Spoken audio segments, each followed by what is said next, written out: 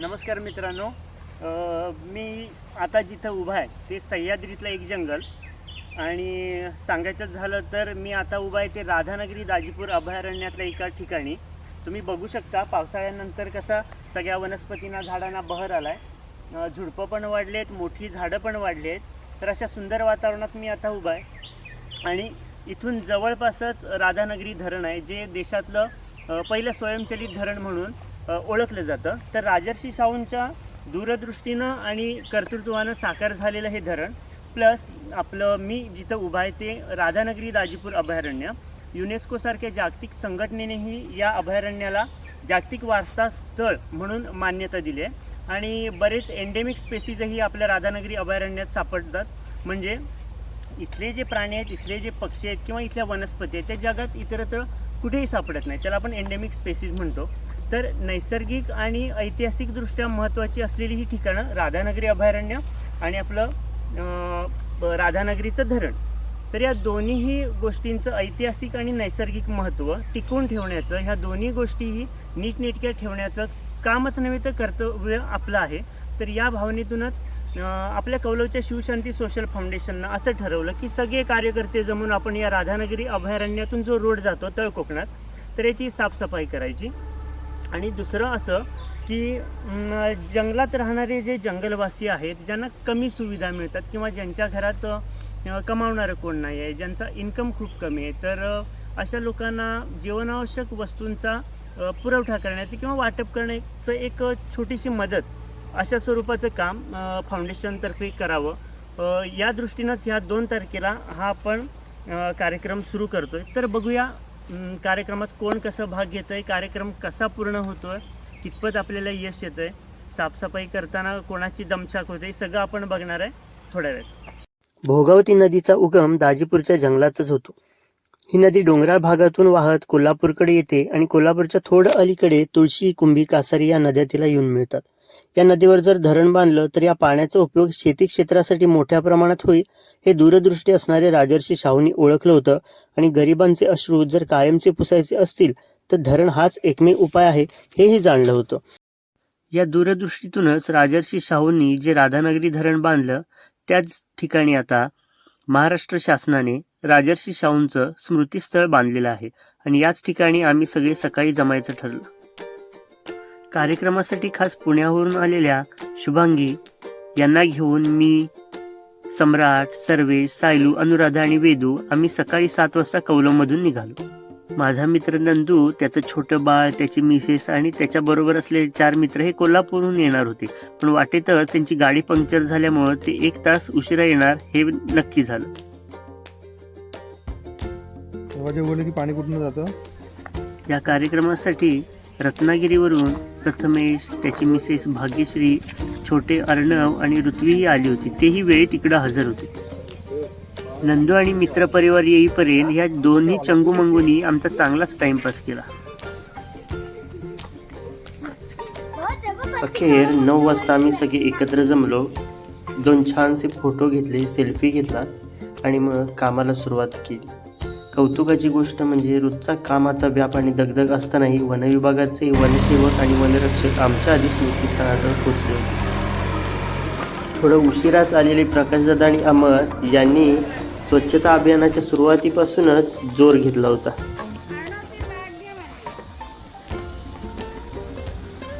सात वर्षाचा अर्णव, 6वीत असणारा वेदू आणि 2 वर्षाचा शौर्य आणि शौर्याला घेऊन साफसफाई करणारी नंदूची मिसेस आमच्या ग्रुपची मेंबर संपदा, या सगळ्यांमुळंच आम्हालाही मोठ्यानं कामाला प्रेरणा मिळत होती. इकडे नंदूचे मित्र अमर, वनरक्षक खराडे सर, वेदू आणि त्याचबरोबर पुढच्या वाटेवर वनसेवक पताडे काका, सर्वेश, वनरक्षक गावित मॅडम आणि सायलू यांनी आपापल्या परीने काम सुरू ठेवलं होतं. त्यांच्याबरोबरच आमचा गट होता तो मी, राजेश, अनुराधा आणि निवेदिता.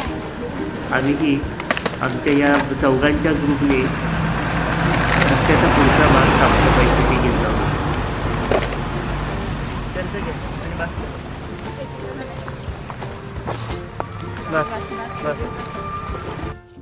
शेवटी गटागटाने हा 15 किलोमीटरचा परिसर आम्ही साफसफाईसाठी घेतला होता तो कंप्लीट केला आणि सकाळी 9 वाजता सुरू झालेली साफसफाई अंदाजे 1-1:30च्या सुमारास थांबली. सगळेच थकून भागून मग वस्तीवर आले. साफसफाईमुळे इतकी दमछाक झाल्यानंतर आणि घाम आल्यानंतर आता पोटात प्रत्येकाच्याच कावळे ओरडत होते. कधी एकदा पहिला घास पोटात पडतोय असं प्रत्येकालाच झालं होतं. इकडं तांबडा रस्सा, चिकन, पांढरा रस्सा आणि मसाले भात तयार होतात. आई बघ तिथे बाबा खेळायला हे बांबर भात वाढला सगळीकडे भात रे भात वाढलं की आई जेवायला आई जेवा. थकलेल्या सगळ्यांनीच मग चुलीवर बनवलेल्या या जेवणाचा चांगलाच आस्वाद घेतला आणि वनविभागातले वनरक्षक वनसेवकही आपापलं पद विसरून एका कुटुंबाचं हे काम आहे या भावनेनंच आमच्याबरोबरही सामील झाले होते. हे बघून खूप भारी वाटलं. सगळेच पोटभर जेवले होते आणि हा जेवणाचा कार्यक्रम झाल्यानंतर खास आपल्या कार्यक्रमासाठी तब्येत बरी नसतानाही पुण्याहून आलेली माझी मैत्रीण शुभांगी, रत्नागिरीवरून आलेला माझा मित्र प्रथमेश, त्याची मिसेस भाग्यश्री यांना मान सन्मान म्हणून कोल्हापुरी मानाचा फेटा बांधण्यात आला. हा फेटा बांधण्याचं काम कौलवगावचे आमचे प्रतिष्ठित नागरिक भगवान पाटील हे उत्तमरित्या करतात, त्यामुळे त्यांच्याकडेच फेटा बांधण्याचं काम सोपवलं होतं.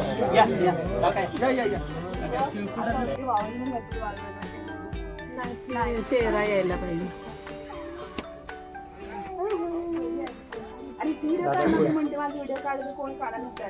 काढला की तुमचा व्हिडिओ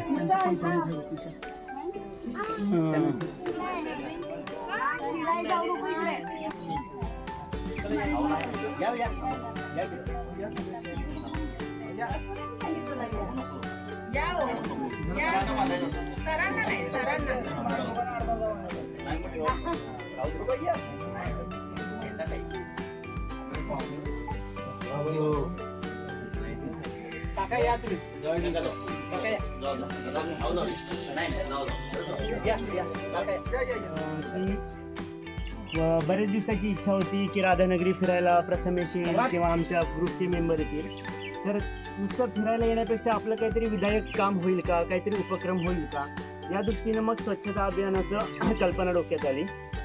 पण एरवी होतं असं की दैनंदिन जीवनात आपण एवढे गुंतून जातो.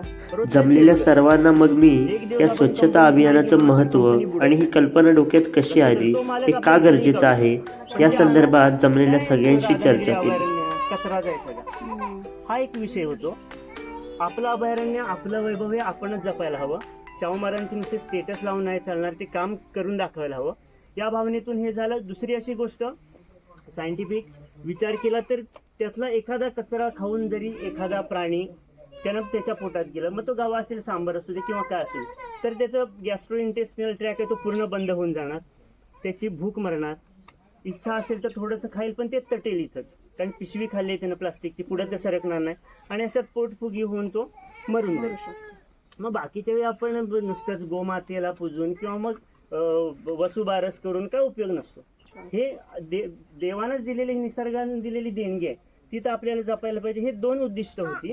एकतर आपल्याच भागातल्या प्राण्यांचं आयुष्य व्यवस्थित राहावं आणि दुसरं होतं शाहू महाराजांनी जे काही निर्माण केलंय आणि आपल्याला अभिमानास्पद आहे हे सगळं व्यवस्थित टिकलं पाहिजे. दुसरं, ह्यात आपण सगळी माणसं एकत्र येतोय, नाहीतर मग नंदूचं व्हिजिट, माझं व्हिजिट, प्रथमेशचं कार जाऊन मग ॲक्सेसरीजचं हे सगळं रोजचं आहे. पण वर्षातनं कुठेतरी एक दिवस आपण ह्या कार्याला देऊया, समाज कार्याला. आपण म्हणतो हा बाबा ग्रामपंचायतीला शिपाई आहे, त्यांनाच गटारं साफ केली पाहिजे. पण ज्या गावात जन्मलो, ज्या गावात पिढ्यानपिढ्या वाढल्या आणि डेव्हलप झालो, मी करतो ना, माझी गल्ली मीच साफ करतो, कोणच पुढे येत नाही. ही मानसिकता मला काही कळत नाही. हे बदललं पाहिजे. आणि आमच्या वयाच्या पुढचे जी लोक आहेत, म्हणजे जास्त वयाची, त्यांना हे समजावण्यात काय अर्थ नसतो. ते म्हणणार तुला काय माहिती आहे, आम्ही जास्त पावसाळे बघितले. त्याच्यामुळे माझी जी छोटी भावंड आहेत, विदू सारखी आहेत, विदून आधी सांगून ठेवलेलं मी शाळा चुकवीन पण या कार्यक्रमाला. तर माझ्यापेक्षा जी लहान आहेत, माझ्या बरोबरीचे आहेत, त्यांना मी समजावीन. प्रथमेशला घेईन मी, नंदूला घेईन, वरुणला घेईन, मी सगळ्यांना घेईन. पण हे काम असंच चालत राहील. ज्यांना यायचं ते येतील, नाहीतर मग ज्यांना खरंच मनापासून वाटते ते सोबतीला असते. हा सिंपल साधा दृष्टिकोन ह्या कामामागं होता आणि फॉरेस्ट डिपार्टमेंटनं यात साथ दिली. मी कुंभार सरांना पण विनंती केली, थोडंसं राधानगरीचं महत्त्व तुम्ही ते जगताय, रोज येऊन जगताय. आम्हाला खूप तळमळ करायला लागते, पेशंट आवडतो आणि मी राधानगरीत फिरायला जातो, कारण खिंगेवरवड्याच्या पुढे चाललं की हे इतकं प्रसन्न वातावरण आहे ना, छान, ते जगायला जबरदस्त वाटतं. पण ते सगळे तुम्ही जगताय, त्याच्यामुळे माझी कुमार सरांना रिक्वेस्ट होती की थोडंसं आलेल्या पाहुण्यांसमोर हे थोडंसं महत्त्व तुम्ही. राधानगरी वन्यजीव विभागात वनरक्षक पदावर कार्यरत असणारे आणि बोटनीमध्ये इंटरेस्ट असणारे आणि तो छंद जोपासत असणारे कुंभार सरांना मग मी राधानगरी आणि दाजीपूर वन्यजीव अभयारण्याचं महत्त्व सर्वांसमोर विशद करण्याची विनंती केली. जेणेकरून कसं आपण आता भारतात कसा रतन घाटा म्हटलं की एक नाव मोठं, तसं हा वेस्टर्न घाट आहे ना, हा जगातील काही ठिकाणापैकी एक आहे.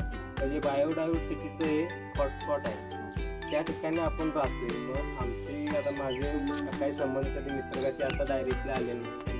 डिपार्टमेंटमध्ये जॉईन झाल्यानंतर 1-2 वर्ष पण आम्हाला असं केलं आहे. नोकरी म्हणून फक्त जास्त बघायचं, वनरक्षक म्हणून माझं काम आहे एवढं ते बरंच मर्यादित. तिथून पुढं आम्ही काय म्हणजे असं बघितलं मग अशाच काही लोकांच्या संपर्कात येऊन वगैरे आमच्या पण जराशी थोडी आवड वगैरे निर्माण झाली. ते कसं आहे, एक नोकरी आहे म्हणजे जीवनावश्यक हे आहेच, आपली गरज आहे ते आहेच, पण त्याबरोबर आपण या निसर्गाचं पण काहीतरी देणं घेणं लागतं. कारण की रोज उठून आपण जर याच्यावरती आपला उदरनिर्वाह चालत असेल तर ते पण आपण ती स्वच्छता केली पाहिजे म्हणा, किंवा जंगलात बरेचसे प्राणी असतात, त्या प्राण्यांसाठी पण आपण काही गोष्टी केल्या पाहिजेत, ॲक्टिव्हिटी. आणि डिपार्टमेंट आमचं म्हणजे पाणी, प्राण्यांना पाणी किंवा चारा उपलब्ध करणे. परत त्या शिवशांती सोशल फाउंडेशन कौलवचे अध्यक्ष प्राचार्य अशोक पाटोळे यांनी जमलेल्या सर्वांचे स्वागत केले आणि त्यांचा सन्मानही केला. आपल्या काही कुटुंब आहे की त्यांना जीवनावश्यक किट द्यावं अशा पद्धतीचा एक विचार आला आणि तो विचार अंमलात आणण्यासाठी आम्ही या ठिकाणी आता उभे आहोत. मित्रांनो, सांगायला आनंद वन विभागाचे प्रतिनिधी म्हणून कराडे सरांचा सत्कार कौलव ग्रामपंचायतीचे सदस्य संदीप सरापले यांनी, तर ज्यांच्या अंगणात हा कार्यक्रम घेण्यात आला ते कदमवाडीचे बाळू कदम आणि काकींचा सत्कार ऋषाली पाटोळे यांनी केला. साफसफाईचं काम तर झालं होतं, परंतु जेवणाची सुस्ती येऊ न देता आता आम्हाला बाजूच्या वाड्या वस्तींवर जीवनावश्यक वस्तूंचं मदत कार्य करायला जायचं होतं.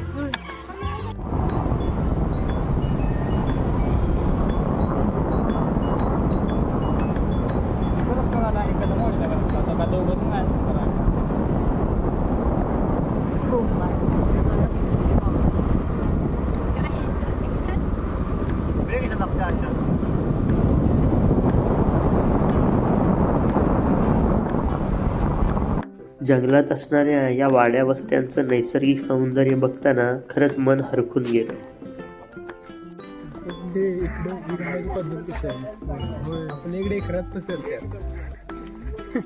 एक्झाम आहे हे लिगली कारण सांगून उशिरा आलेला वरुण मात्र इथं हळूच फोटो सेशन करताना दिसला. शिवशांती फाउंडेशन कौलो शिवशांती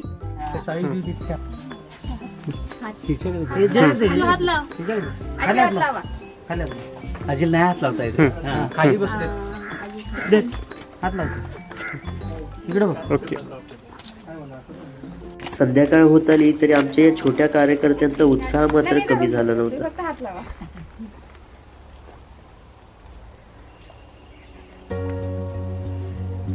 जंगलातलं नैसर्गिक सौंदर्य जपत निसर्गपूरक जगणारी ही जंगल वस्तीवरची माणसं खरंच श्रीमंत म्हणता येतील.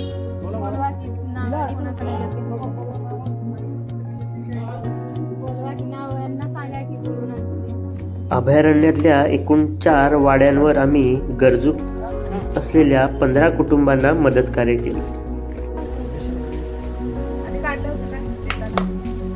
राधानगरी अभयारण्यातून जाणाऱ्या अंदाजे 15 किलोमीटरच्या रस्त्याच्या आजूबाजूची साफसफाई आम्ही केली. या सफाईच्या निसर्ग संवर्धनाच्या कामात आपल्या छोट्या लहानग्यांसह आमच्या ग्रुपच्या मेंबर सहभागी झाल्या होत्या.